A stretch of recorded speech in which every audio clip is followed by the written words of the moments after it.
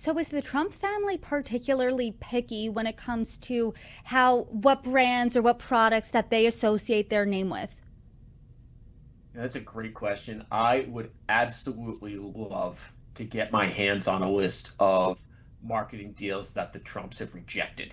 Like what just doesn't cut it for them? Because obviously putting the presidential seal on beer pong balls, we're good with that. Putting it on, Trump vodka, we're good with it. There's the famous Trump steaks, all sorts of issues there. So yeah, I don't know. It's a great question. They certainly seem open to using the name in as many opportunities as they can muster. Trump also has wine. You and I have talked about that beer pong set.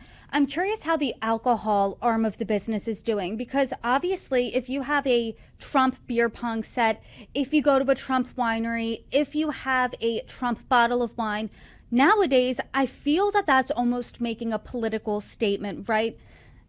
Does that help or hurt when you infuse politics in your business? Yeah, absolutely. You're making a political statement by consuming any sort of Trump product, anything, heck, even just like a generic red hat these days can be associated with Donald Trump.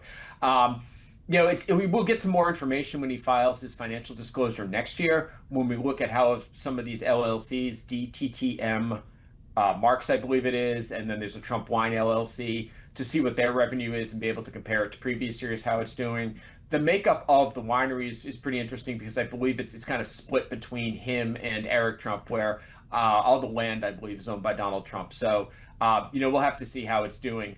As we've talked about earlier, it worked its way into new markets, into Coast Guard exchanges that were carrying Trump wine and Trump cider. So, be interesting to see if there's any more evidence of that, if that sort of co-opting of government stores is a good revenue stream from him. We'll see if there are more examples of that out there, and we'll see next year how the finances worked out for him.